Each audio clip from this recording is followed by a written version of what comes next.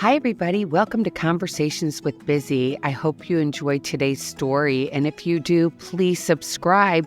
Here we go. Hi, everybody. Welcome to Conversations with Busy. I am so excited that Grace is here. I met Grace. You guys aren't going to believe this, but she found me on YouTube and she called me on the phone. Hello, hello. And I was like, wait, who's this? And she left me a message and I called her right back. And now she's like my dear friend. And it was so funny because I called her and I think we first talked on Good Friday and you had made a lasagna. Am I correct? No, not lasagna. It was making fish. If it was a Good Friday, it was making fish. No, then you were making lasagna. It was Easter Sunday. I think I was calling you Yes. on the way. Yes. Yes. Yes. I called you. Grace Daquila, I'm so glad you're here. Did I See? pronounce your last name right? Yes, you did. Good job. Oh, That was good. great. Nobody says it right. It's so fun because what were you doing on YouTube anyway? I go on YouTube a lot, especially because of my ministry. I'm always trying to find like the latest things for the teenagers and try to keep everything relevant for them. And then I was going to Medjugorje, so and I would look up a lot of different things about Medjugorje. I would see Tom Medjugorje, and then one day I was scrolling, and the algorithm brought you up, and and I heard you speaking about Medjugorje, and your energy was so beautiful that I said I have to contact her because the adage that says if attitudes are contagious, is yours worth catching? And I says, "Oh, hers is worth catching. I have to tell her that." It was beautiful. So, and I was so excited to go to Medjugorje, and I was like, I just said, I don't. The Holy Spirit just wanted me to call you. I don't do that often. I don't just like randomly call people, but it was just, I don't know. It was one of those God things.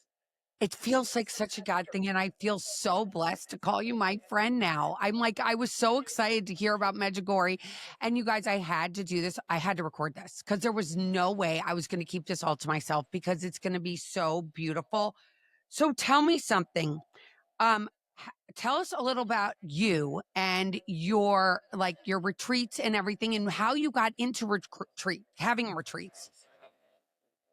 I didn't choose this ministry. It chose me. It was the last thing I ever thought I would do. My parents, when I came from Italy in the 60s, I was born here, but we just spoke Italian in the house. So when I went to kindergarten, I did not speak a word of English. And I was really traumatized with speaking in public. I hated it.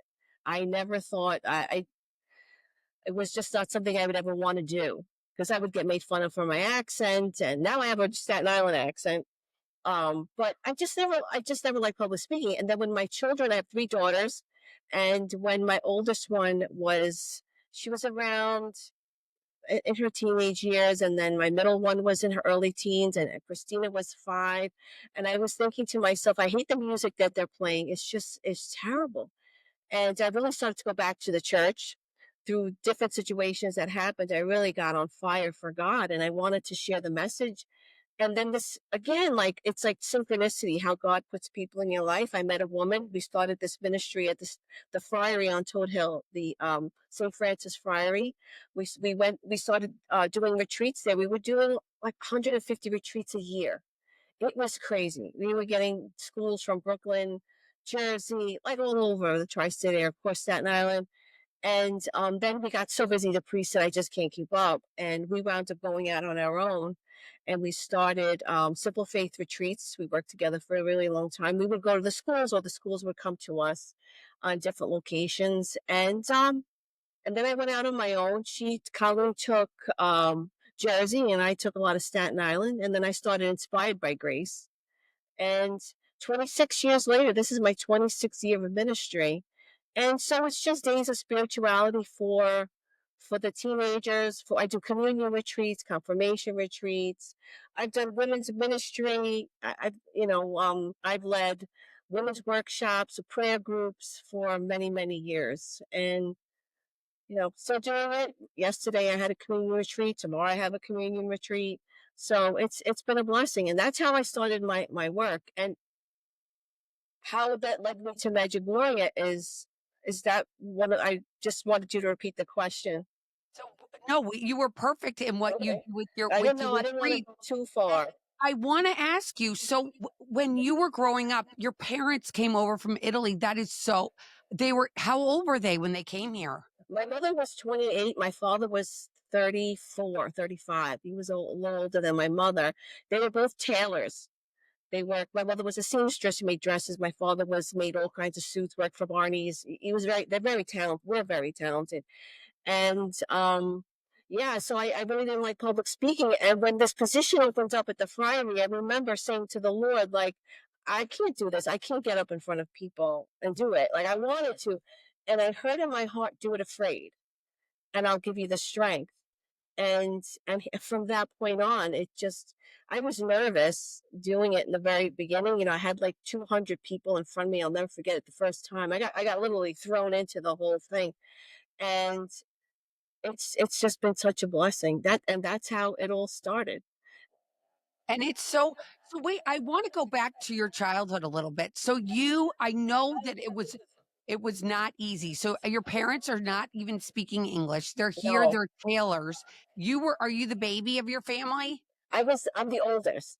I have one And brother. So I had to be the interpreter. I had to be the one to make their appointments for everything.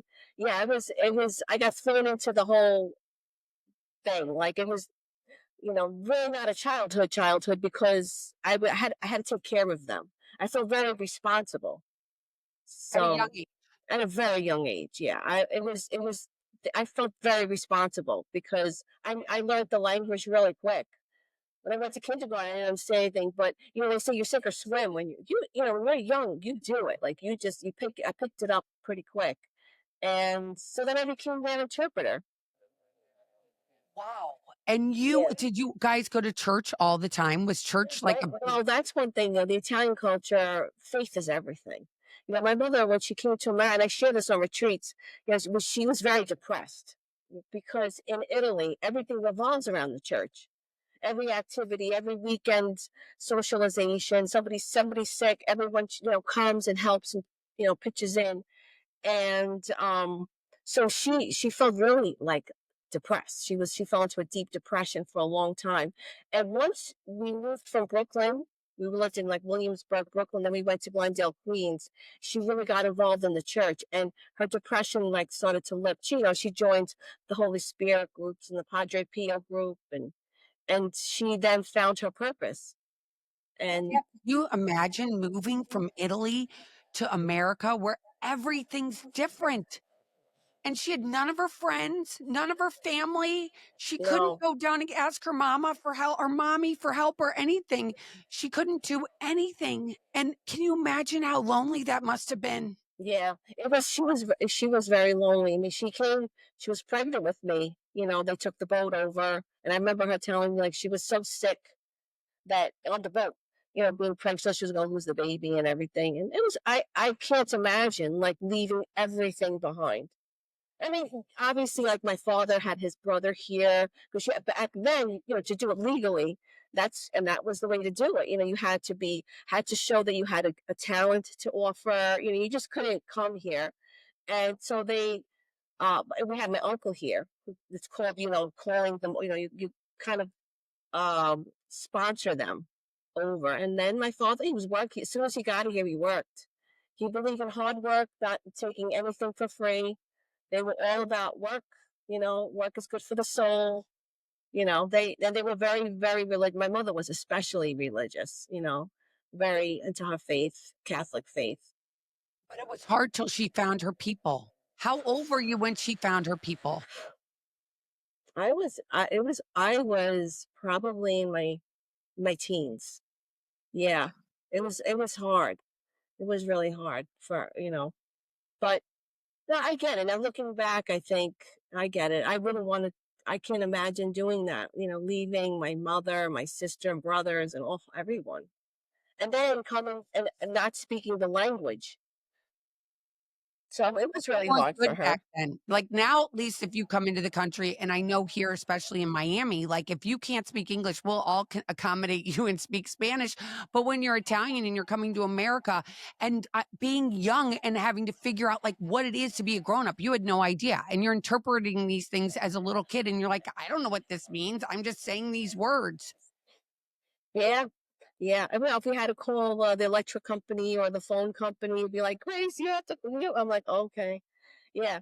So it was interesting. I think, and that's why I kind of grew up very empathetic because I always feel bad for people, Yeah. especially people that don't speak the language. And I love doing retreats in like Latino neighborhoods or different neighborhoods that don't speak where English is their second language because I just feel for them. Because you know what that's like. Yes, I do. I can And really so relate to them. was your faith always the way it is? When you met Stephen, were you like, we're totally, I mean, Stephen's Catholic, obviously. Did he have to be Catholic to get married to him? Well, my mother, I don't think she would have. She would have been. Oh, forget it. If I would have married, somebody that wasn't Catholic, she would have fell into a deep depression again. Oh no, I had to do. No. No, he's very Catholic. He went to Catholic grammar school, Catholic high school, Catholic college. So I can't say, and he prayed every night. I can't say he went to church all the time because he felt that, well, I don't know, I don't really get anything out of church, and so we were both kind of on the same page. Like our faith was always very important. We got married in church. I had a high mass. It was beautiful, but it really wasn't until I had a situation happen in my life and I went to a healing mass that I really started to see the power of the Holy Spirit, and all of a sudden it was like the Bible came alive to me. It wasn't just pretty words and things that happened in back in 2000 years ago. They were happening today. When Jesus says, greater than these will you do. He said to his followers, like, you're going to do great things. And Jesus was doing them. Can you imagine? And I didn't understand any of that. And then I realized, well, the confirmation teaches us that we get the gifts and we can be Jesus's instruments. And our miracles might not look like Jesus's miracles, but we all have gifts that the Holy Spirit gives us. And that became so real to me. And yeah, and once that happened to me at that healing mass that night, it just changed my life. And that's when I really started to say, I have to start to like evangelize and get this out. People need to know. Can you tell us why you were going to a healing mass? My brother, he had just gotten married and he just got really sick one day. They couldn't figure out what was happening. He had fevers for like a month, and one day he just collapsed, and they rushed him to the hospital, and they were testing him for everything, and nothing was coming up. They didn't know, so they tested his liver. They're like, well, maybe we'll find something in his liver, and they punctured his liver duct, and he was in so much pain. Oh my gosh, they didn't know what was happening. Like they just didn't know what to do. His fevers kept coming. He couldn't eat. He was losing a lot of weight. And my girlfriend, I had just met this woman, Florence, and she said, we go, Father Kelleher is going to say mass at St. Patrick's. Let's go. We'll pray for your brother. And I'm thinking, I'll go pray, but what is that? And I walked into church that day, and it's this little cute little Irish priest come out, and I'm waiting for a rock star because there's like thousands of people in there. I'm like, what's the draw? And he was so humble. And then at the end, you go up for prayer. And if you might get him, you might get somebody on his prayer team. And I got Father Kelleher, and he said to me, what do you want to pray for? And I said, my brother, he's really sick. And I'll never forget, he says, bless me. And he said, go home, he's going to be okay. And I'm thinking, that's it? Like, don't I have to do something? Like, I don't know. I'm thinking I have to say the rosary. I don't know. He said, no, go home. He's gonna be all right. And I'll never forget. I go home and the phone rings. My sister-in-law didn't know I went to church. She wasn't really a believer at the time. And she says, your brother's fever's just broke tonight, and he's asking to eat. And within 2 days, they released him from the hospital. He was fine. Until this day, we don't know what it was. He's fine. Yeah. And I think it changed me more than him. I'm like, Tony, do you know what happened to him? And he was young too. He was in his early 20s. He was confused. But I knew it was God because a priest one time said to me, I'll never forget it, Bible study, Father Paul, he said, stop believing in coincidences, and that's where you'll see God. It's everywhere. Mm. It's so true. It is so true. It They're just all brings God tears to my incidences. eyes. It brings tears to my eyes just thinking about that. Wow. And you went all the way into Manhattan to St. Pat's. Well, no, St. Patrick's in Brooklyn. Oh, okay, not the one in No, Manhattan. it was right here, right in Brooklyn, right over the bridge. Yeah, and it was packed that night, and I couldn't figure out like what's happening. Like, why is this such a big deal? But you could feel the energy. Like, well, now I look back and I go, I feel the spirit. You Yeah. felt the spirit of God in that church that night. It was so beautiful, and like a peace that surpasses all understanding, just just couldn't came over me, and I didn't worry. I said, well, it's in his hands. I know he's gonna be okay. He said he's gonna be okay. Yeah. When all the darkness happened in the church with, I like to call it the dark times, when everything came out about the priests and what they were doing to these poor boys, did that ever make you and Stephen go, we're done. We're not doing this anymore? 100%. I I I went through like a crisis with that. Oh yes, because I was a mother of three. Like when you start hearing, even a mother of one, you hear all of this abuse, especially what happened in Boston. The movie came out, and I couldn't understand. It was terrible. I was like, what is happening? Are they allowing this? And I I was like, how do I stay Catholic? Like, this doesn't make sense to me. And you search. I would search and do different things. But every time I would search, I find myself, you got to stay here. I forget who said it one time, said, if you complain, you become part of the problem. Right. So instead, stay and change it, become a positive change for it. So that's what I said. I'm just gonna stop complaining, and I'm just gonna, stay here. And at that time, my retreats already had started, and I had gone to a priest. I'll never forget, for some spiritual guidance about this. This was really bothering me. And I said, and he said to me, he said, Grace, you haven't heard anything yet. It's gonna get worse. He said, never take your eyes off of Jesus, because he'll never disappoint you. He says, the world will. We're human. He said, just keep your eyes fixed on Jesus, because he's the founder and perfecter of our faith. And he was so right. Because then it did, then everything started to snowball, and you hear more and more. And so, and it's everywhere. It's not just the Catholic Church. It's all faiths have issues like this. The devil gets in everything. He tries to destroy anything that is good. He will do everything to destroy it. Because I'm sure you heard parents that would come to your retreats and go, okay, how am I going to leave my kids with you? Like, what's going on here?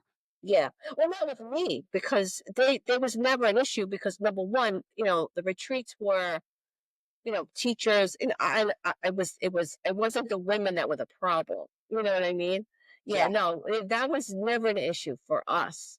The issue was, we were like, just a struggle. Like, how is this happening? How did this snowball into this? We all had that feeling. And I think when you're honest with people, they appreciate that. If you start saying, well, it's not true, and look at other faiths, they have problems. No, people want to be heard. They had experience. People came up to me. They had their sons, altar boys, this. I heard it all. I heard everything. So you honor them, and you say you don't deny their reality.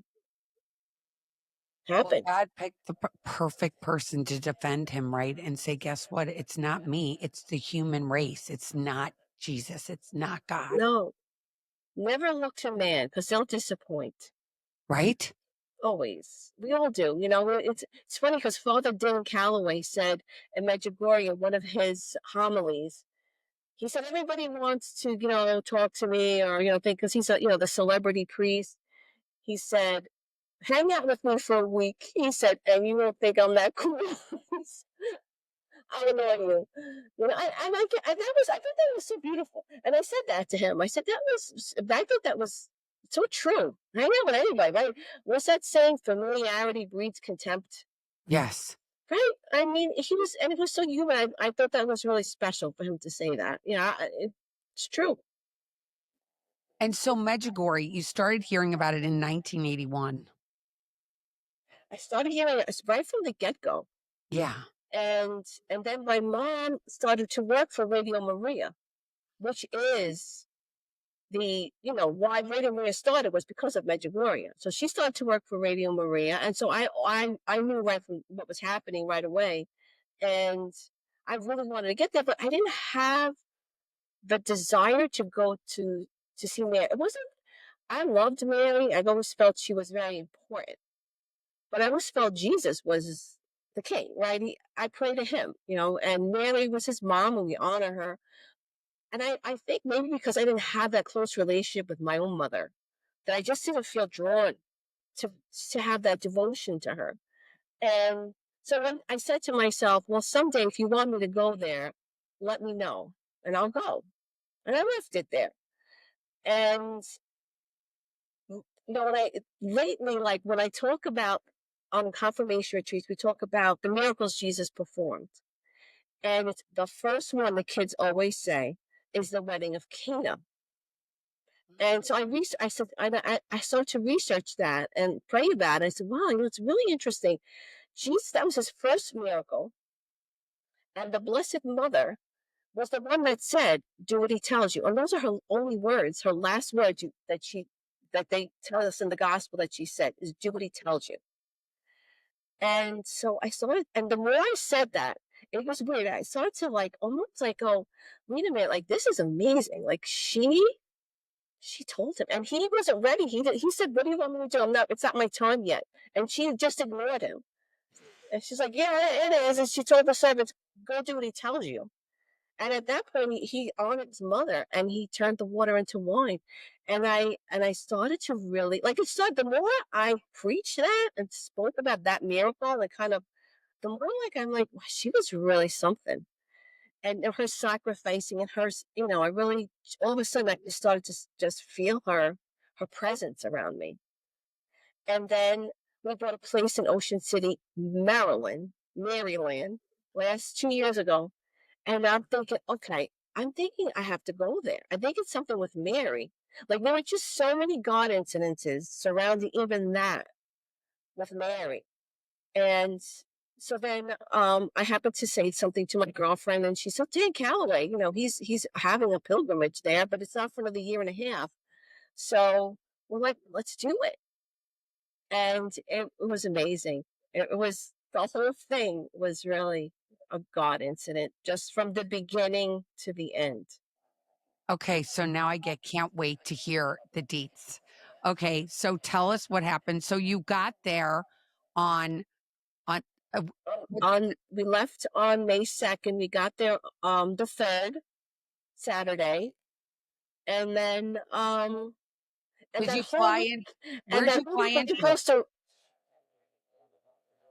I'm sorry, go ahead. Where'd you fly into? Did you fly into Istanbul or did you fly into Dubrovnik or Split? Dubrovnik. Okay. We flew into Dubrovnik, beautiful city, gorgeous. Then from Dubrovnik, we crossed the border into Bosnia. Then we got to Medjugorje, and we were supposed to rain the whole week. And you know what, Father Howman, I was just listening to his podcast this morning because he was on our group, our pilgrim. There were 180. 180. Father Dan said this was the biggest ever. He's never had a group like this, but he doesn't know how to say no to people. So what he did was he got Father Rick Wendell, Father Richard Howman, and Father, I don't know, I can't pronounce, Prznisky. What a nice priest. Oh my gosh. He was amazing. And Father Rick Wendell was with us. He was in our hotel. So every hotel, because they broke us up into groups, we all had our own priest. And Father Rick was ours. And what else? All I know was the weather looked real. Oh, so Father Hellman was saying this morning on his podcast, The Grace Force, that he couldn't believe it. He goes, all I saw was rain. And you sent that to me, remember? And I did. I was, oh my gosh, we got to bring a ton of rain gear. It's going to be soggy, and didn't rain once. It rained at one night, heavy rain, but just at night.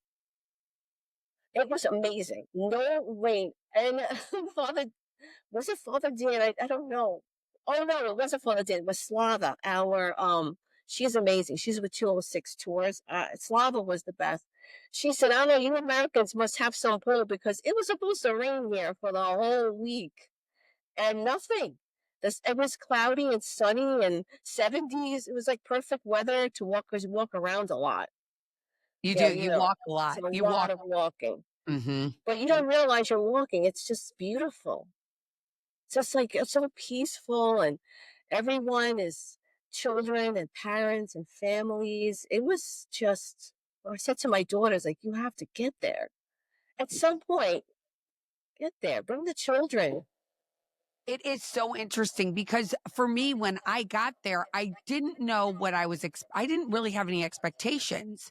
And now, since the time I went, when you guys went, the Vatican has finally come out and said, yeah, Yes, I say in quotes, it's real. Mary's apparitions are real. yes, So I would imagine it's even more crowded than it was when I got there. But it had all the shops as you drive in, right on either side. And then you see St. James, this humongous church come out of nowhere. It's like yeah, unbelievable. yeah. It's beautiful. And I saw the miracle of the sun, where the sun would go. It was just, I was able to capture a little bit on video. The sun just got really big at one point, and then it would just retract. It would get big and retract, and you could look at the sun with your eyes. You didn't have to wear sunglasses. You're not supposed to look at the sun, right? You burn the UV rays. But we're working one day on that strip, where all the stores are, on the beautiful restaurants, and I see a group of women and men just like we're all looking up. I'm like, oh, they're looking at the sun because I kept waiting for it, and there it was. I couldn't believe it. It was like behind buildings, and you could just see it go in and out. I'm like, it's like pulsates. And then one day on the bus, I saw it spinning. It just spins, and to them, it's like an everyday thing. Yeah, that's it. That's spinning. But it happens around the time of the apparitions because she comes to the seers. They say 20 of 6. That's where 602 Tours comes from. It's 20 of 6. Yes, that they named it after the timing of the seers. So say 540. It's generally around when she comes to them. I mean, to think, Grace, all the things that happened while you were there that are so huge. For one, you saw Mary. Do I say her name? It's not, is it Mariana? Is that how you pronounce it in Well, English? Mariana was another one. I asked Slava. I said, "Is it Maria?" She goes, "No, it's Maria." Okay, so She's one Maria. of the 3 seers that are left that see her every day. The other 3 see her once a year Exactly. on On their certain birthdays, I days, think. Yeah. birthdays and things like that. And she comes to them wherever they are. Like, they don't have to be in Medjugorje. They could be anywhere in the world. Matter of fact, they taught us, I'm sure you learned too, when they go up that Apparition Hill, the reason why she appeared to them originally in Apparition Hill was because of communism. Yeah. Because you had to hide from your fate. They killed so many priests. They actually, took us to see the tombs and all. I don't think I made it that day. I forget what happened. But yeah, to go see where like I forget how many were martyred. So many priests were martyred for their faith. So when you're there, let's talk about the apparition first, and then we're going to talk about the Pope. Okay, so where are you? You're with her when she's having this. Was that, I mean, So obviously it what wasn't happened? planned. So what happened was we had no idea this was going to happen. We knew there were only 3 seers and only one lives in Medjugorje, and she married an Italian man, so she's not there a lot. She's in Yeah. Italy a lot. So it was Thursday. That was the day the Pope, right? Right. It was Thursday. Yeah. So they on the schedule normally we eat around 8, and the schedule changed. You have to be here at 3. We're gonna have dinner at 3. Everybody's like 3 o'clock for dinner, and they're like, we have a surprise. So everyone in our hotel, we're having our lunch dinner at 3 o'clock, and Slava says, we couldn't say this earlier because obviously there's thousands and thousands of pilgrims, and we can't fit them all, obviously, because she doesn't appear. She doesn't go to the mountains anymore. She's going to do it like near her home. So her home is like right next to, it's called the Magnificat Hotel, Mhm. and inside there's a room that holds about 200 people. She says, and that's exactly the amount that would fit from Father Daniel Calloway's pilgrim. So she said we couldn't say anything to anyone because number one, we don't, it would be madhouse. Everybody would be running there. So she said we kept it a secret because we weren't sure if she was even going to be able to do it. And she agreed. So right after we ate, we're going on the bus to go to do the rosary with Maria. And then after the rosary, we did the luminous mysteries. So then, okay, so our whole group were in this beautiful center. It's like a center, where it's, like the front is like an altar, and with a beautiful statue of the Blessed Mother and baby Jesus, holding baby Jesus. And Slava said, you start with the rosary, and then the luminous mysteries, and then she says she's going to say the Our Father 7 times. When she says the Our Father 7 times, generally, she goes, of course, she could come in sooner or a little later. She says, she's going to get very quiet, and the room will get very, very quiet and reverent. And that's when she's speaking to Mary. I'm saying, oh my God, like this is going to happen? We're going to be in the room? It was crazy. Yeah. So we did all that. And, she did. She got, after the Our Fathers, she got very quiet, and everyone, we got on our knees, and it was about 15 minutes. It was a long time. She was talking to Mary the whole time, and you can't hear it. You just What did she know. look like? Describe what she looked like. Could you see her face and everything? So I wasn't able to see her face because we were in the back. She had her back to us. But the priests, there were about 10 priests on the altar. They saw her face, and if you looked at them, you knew they were seeing something really special, because they say like her face changes. She goes into ecstasy. And you could see that they were seeing her face really changing. And although we couldn't see her face at that point, we knew something was happening. You felt it in the room. We just felt the reverence. And after 15 minutes, she comes back, and she finishes a prayer to Mary. And then she has an interpreter, because she speaks fluent Croatian and fluent Italian. So she said the entire message in Italian, which was beautiful. You understood it. It was beautiful. Yeah, I got to hear the whole thing. Like, it was just beautiful. And I wrote down what she said because I want to remember everything Mary said. It was just so beautiful. I made notes because I don't want to forget. And I would love to write this one day in a book. It was so beautiful. She said, whatever you learn in Medjugorje, whatever you've learned, whatever you felt, she said, take it out to the world. Don't keep it to yourself. Bring it to everyone. Bring it to everything, because that's what Medjugorje is about, is spreading the message. And I love that so much, because I always see Jesus said, go and make disciples. It's great to have conversions, right? You have a conversion, you go to confession, and it's beautiful. But now what? Keep it to yourself. You got to go out and evangelize. Bring it out. So I love that she said that. She says, bring it out into the world. And she says, have hope. Have hope, no matter what. Have hope. That will bring peace to the world. She says, peace, and be a vessel of peace. She says, be that vessel of peace. What else did she say? She said, oh, pray, pray, pray. That was very big. Never give up praying, like pray unceasingly. And it's so true. God might not give us something we want today, but pray. She says the world needs prayers. It's going through some dark times. And she said, pray, pray, pray. Receive the sacraments. Go to Mass every Sunday. The sacraments are really important. Go to confession.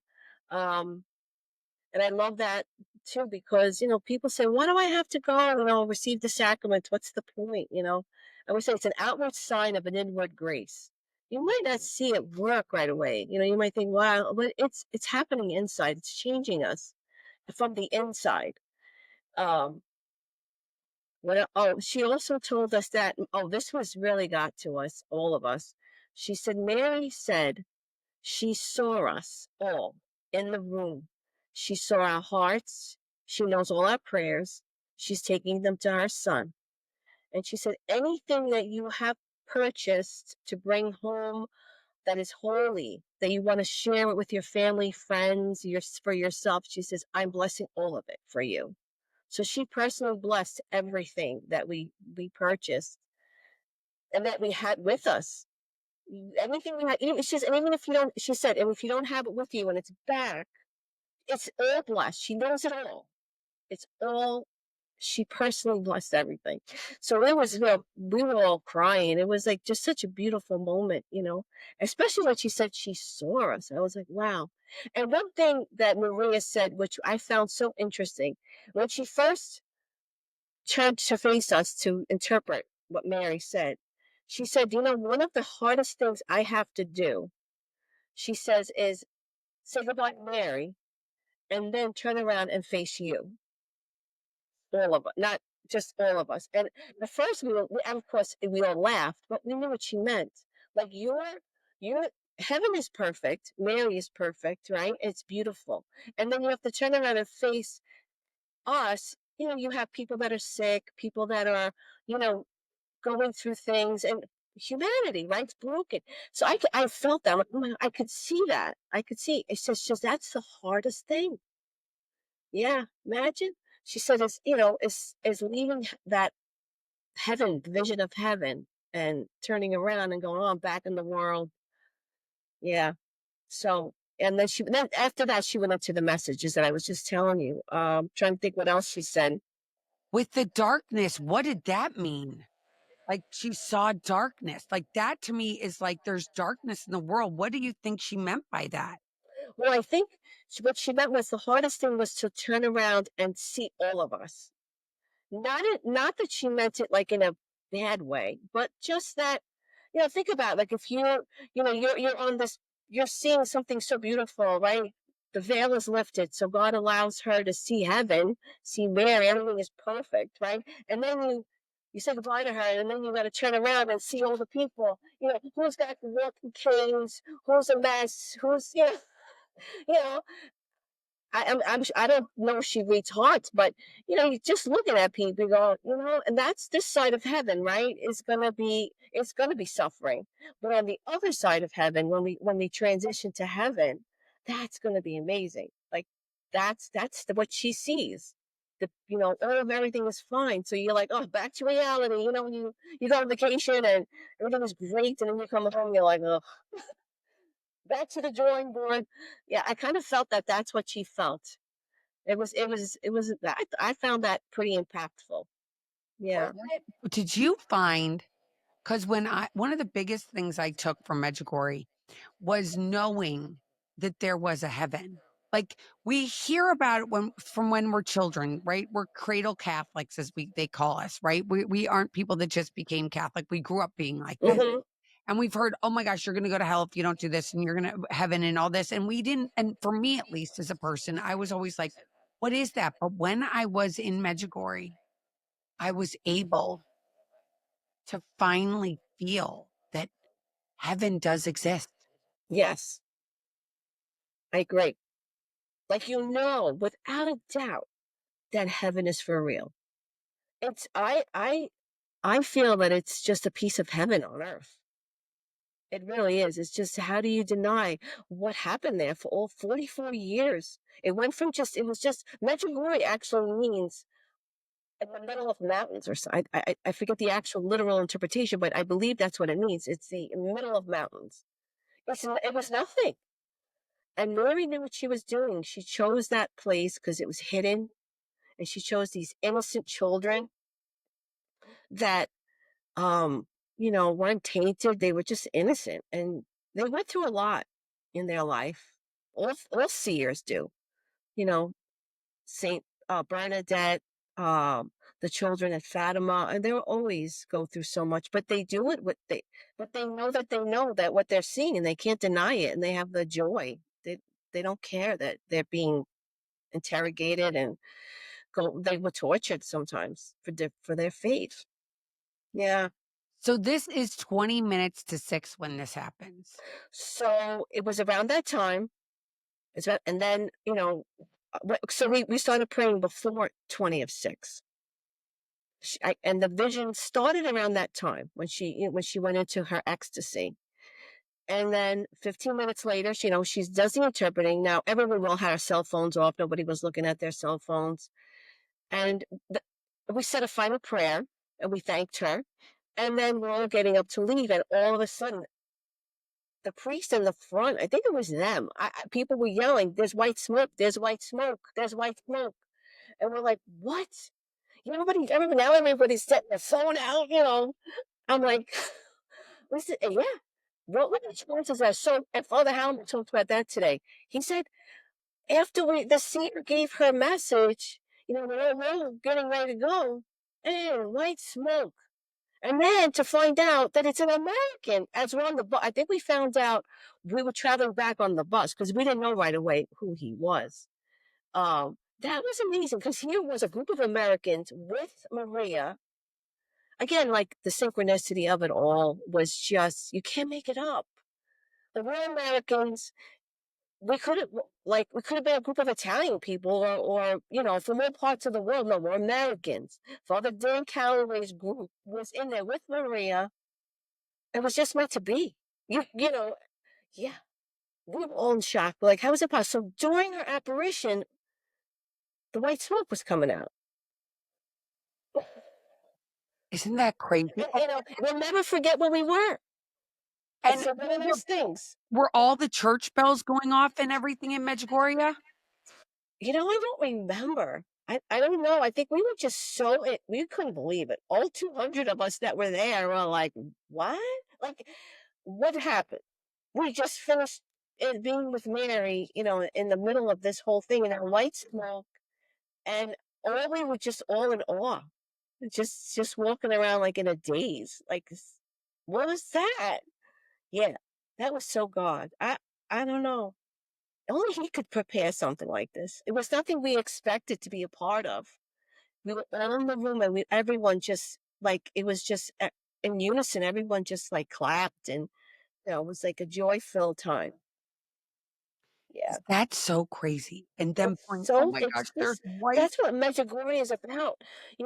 The miracles. That's what I took away from there is, yes, there are big miracles. They are. I mean, they have seers, right? That see Mary, the Son, all these different things. But it's not that. It's the little things. Look for the little things. And you don't have to be in Medjugorje to feel them. They're everywhere.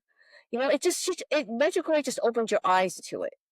It just happened more. I'll tell you one thing that happened so we had just left, it was Evo. And he's an amazing man. We all fit into his backyard, all 200 of us. He had us in his yard. We were all sitting close together, and he gave the most beautiful testimony. His story is, we were just all speechless with him. He literally shines Jesus. That's why I can say he literally glows. And when we left his home, we were able to walk. It was like a half-hour walk into town. So I'm walking, and my husband has his GPS on. I'm like, "What are you afraid of? We're gonna get lost? You just follow the road of those people." He's an engineer. Everything has to be figured out on his phone. I'm like, "Oh, brother."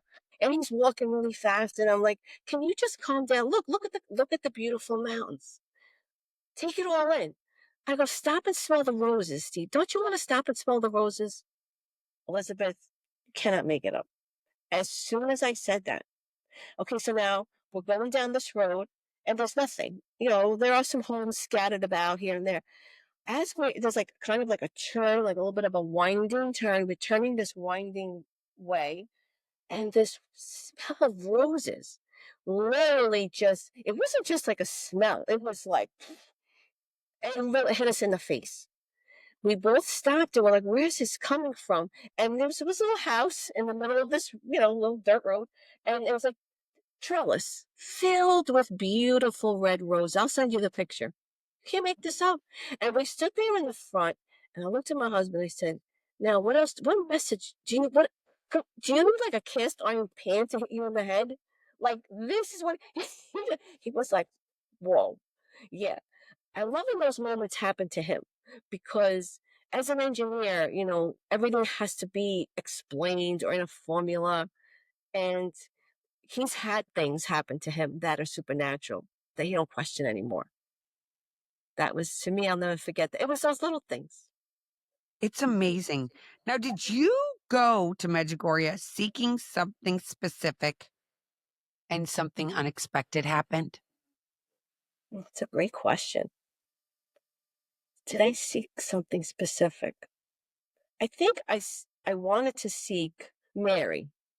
Yeah, I wanted to feel her presence as a mother. I just wanted to feel that nurturing that everyone talks about. I was like, "Oh, I really went there for that." And I definitely got it because I that was a gift beyond a gift to be able to be with our pilgrim group, all experiencing this amazing event. Um, you just feel her presence, yeah. And then what I got as a surprise, hmm, I think was just all the friends that we met. We met so many beautiful people and a peace that surpasses all understanding is there. Yeah, there were a lot of little miracles, a lot of divine things and appointments and people that we met.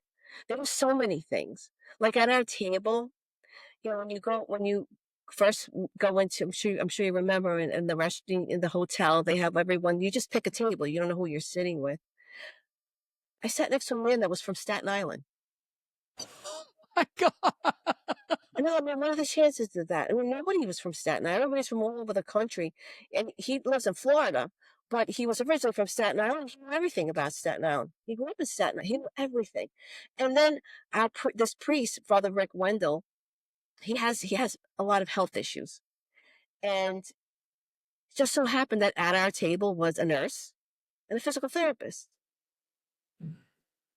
They took care of him the whole weekend, the whole week. I mean, they really did so much for him. And he really appreciated that. Mm. It was amazing. I mean, there was just so many things like that. So yeah, I think I took away met a lot of nice people, friendships. I say friends, brothers and sisters in the Lord. Yeah. Because I have a friend and listener, Alice, who's going, she just reached out to me and she's going to Medjugorje and soon. And she's going all by herself. And she's so nervous. She's like, what is it going to be like? I'm kind of scared going by myself. I mean, I went pretty much by myself, but I wanted to ask you, what's your advice to her that's going by herself? Oh, we met a wonderful. She's a nurse. She works in labor and delivery. Wonderful woman. She came by herself and never friends. We talked to her all the time with the other woman that I came, went with her husband that were with us. We kind of took her under our wing. And she was just tell her to be very open, to meet people, not to be afraid. And she just do your thing. And God will just put you with the right people. I don't know. Her name was Ruby, this woman that we met. Yeah, she's in her 50s. She said I really needed to come. She was going through something in her life and it was like the perfect timing for her. And she knew right away. This one woman introduced her in Newark. She's like, "Oh yes, this woman's Ruby. She's by herself. She's gonna be with us." And that was it. Like she's like, "Well, once I heard your name, I knew it was gonna be fine." It was just we just all took her under our. It's that she's gonna find people like that. I love that. So tell me, now that you're back, what does being Catholic mean to you now after all these experiences here today? What would you say meaning being Catholic means? I think I'm gonna cry. I think it's like going home. It feels like going home. Yeah. It's all like that's the Catholic Church. Like you can go anywhere in the world and go to church and the same gospel. It's home. Yeah. That's what it felt like. And has the Blessed Mother showed up in your life since you've gotten home? Um, yes. But I know there's more. I know there's more. I felt her not I didn't hear it audibly, but I heard in my heart, be vigilant. Be vigilant. So, and I think that is the beauty of a retreat, a pilgrimage. It happens after. Many times it happens. There's so much to take in. When you're there, you're so busy and you're taking it all in. You don't know what to take in first. And then you go home and then you're back into like you're at the honeymoon stage, right? Oh my gosh, there's so many. And then you're back in the world. And I think that is when God is closest to us. And Mary, I know she's going to somehow do something. I'm not sure what. And I'll probably get back to you, but I know she will. I know that she's definitely going to do something. I don't know what. And I'm happy if she does it either way, because I never would have thought in my life I would have been in a room with a seer during that time. And then the Pope was elected. I don't know how much more. Maybe that's my miracle. I can't ask for anything more than that. Isn't it unbelievable that we have a pope that is from the United States? He went to Villanova University, which is Yeah. right down the street from where I raised my kids. I mean, literally, my kids. I mean, when Villanova would win like the Final Four, they'd all go running down to Villanova and they'd light fires all over the place, do all this crazy stuff with kids. And that he lived in my like pretty much lived in my Radnor Township where my other home is up north. I'm like, it's crazy. Wow. It is. It's really it's the time. I guess God chose this time to have an American pope. And we have to pray for him because he's going to be challenged a lot. Just like we know, you know, God is real, but so is the adversary. And he's going to do a lot to try to upend, a good thing. So we have to really pray for him, and that the Holy Spirit really is his guide, his counsel, his paraclete, making all the decisions that he's going to be making. Yeah. Because I felt like, at least for me, the previous priest, God rest his soul, you know, Pope Francis, Mhm. there was so much confusion during those times, don't Confusion. you It think? was confusion. It's a dark time because of the confusion. But, again, Satan is the father of all lies. So I'm not saying that Pope Francis was Satan by any means, but I think, he uses us. He sees things, he sees our weaknesses, he sees, where can I divide? Divide and conquer. Right? And that's what I think we were going through, is that divide and conquer. And God said, no, no, no, no. The Catholic Church will never be taken down. Jesus promised that when he left. He said that the church will never, it's going to face challenges. It's going to go through a lot of storms. It's okay. That's normal. I mean, we're living in the world, right? They say Satan is the prince of the world. How can we expect things to be easy? It's not going to happen. Do you see more people coming back to the Catholic Church than ever before? Yes, I do. I do. There was a time it was waning. It was really getting small and it was sad. And then I think COVID woke people up. They really yearn for it. They want to know that something is real. They want to know God is real, that you don't just live and die. People are craving it. And I see it on my retreats, especially the young people. They give me so much hope. There's so many young, faithful people. They're loving the traditional mass. They don't want they don't want fluff and stuff. They don't want that. They want real stuff. They want the real deal. They don't want no, they want the truth. They're ready for it. And I'm so happy to be, just to even be a little part of that, to see it. It's wonderful. Why is it so important for you to help others to get to know and understand God?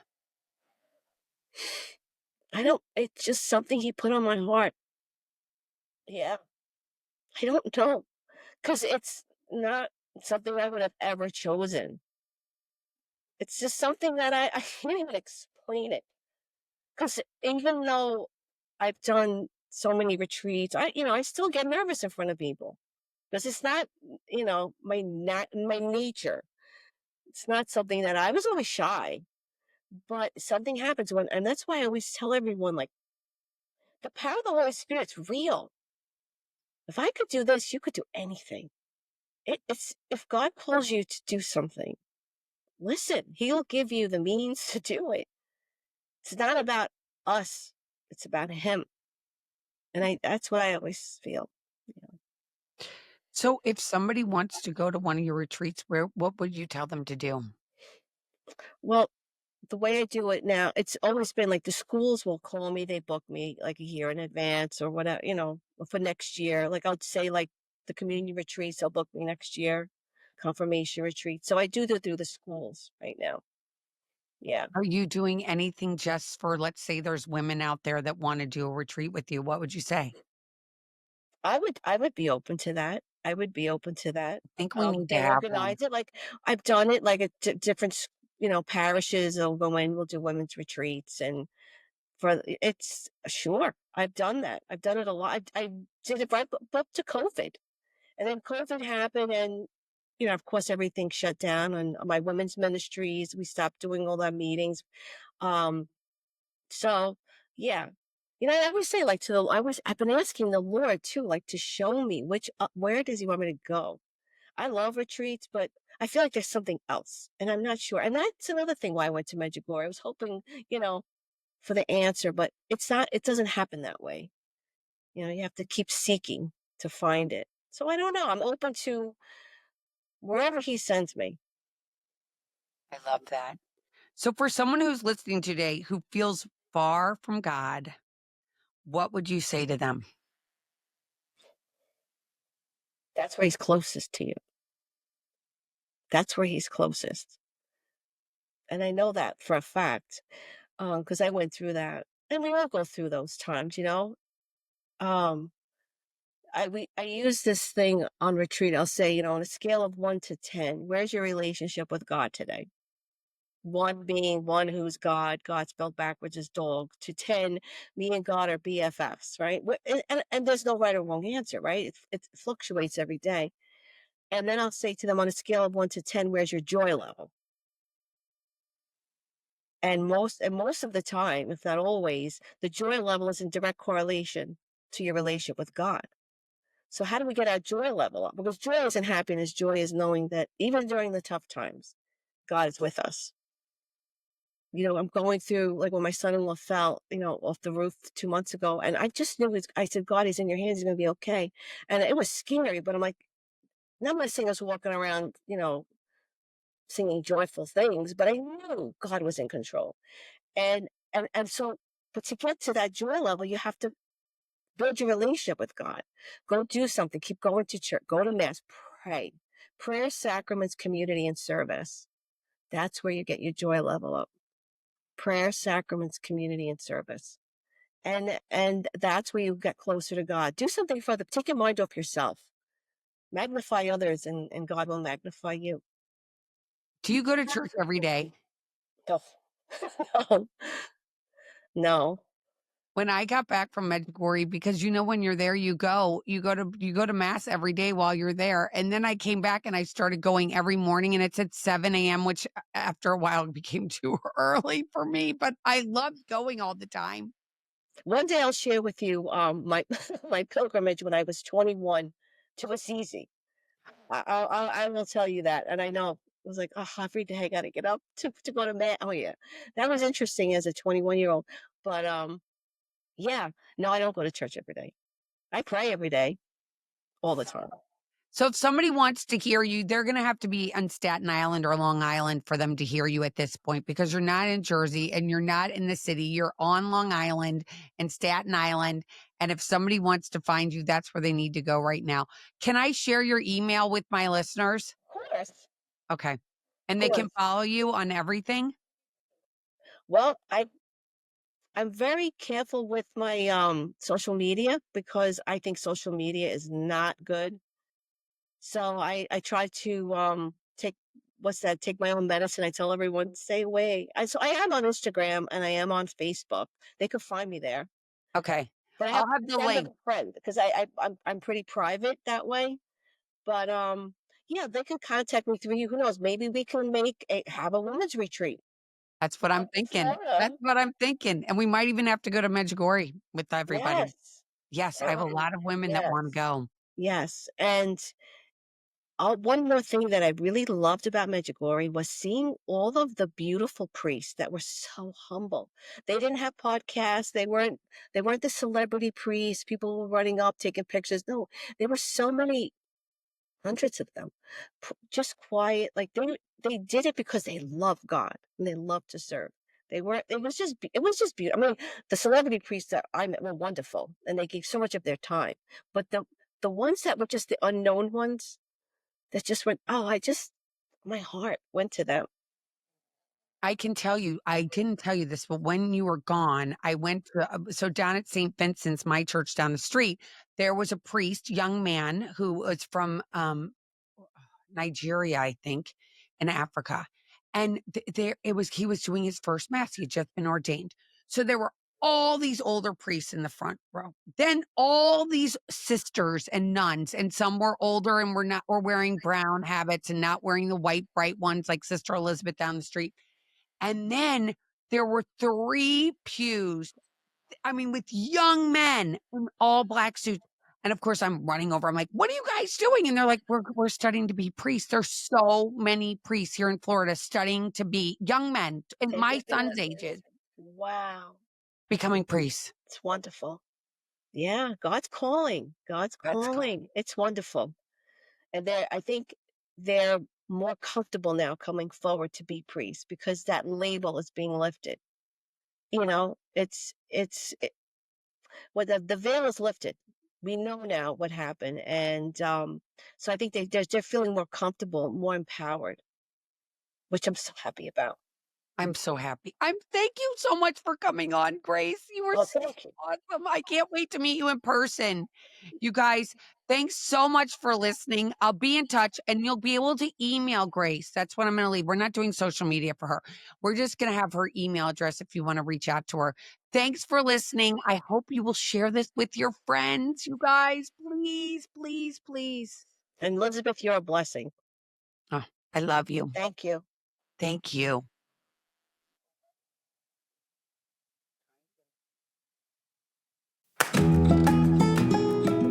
Thanks for listening to Conversations with Busy. I hope you enjoyed today's show. If you did, if you could subscribe, that would mean the world to me. And follow me on all social media. And you can also get my newsletter every Friday morning into your inbox. Just go to elizabethchance.com and subscribe.